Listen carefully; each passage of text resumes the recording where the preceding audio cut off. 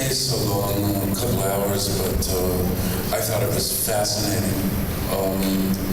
Some excellent architecture, and we were in the Kazakhstan National Exposition exhibit, and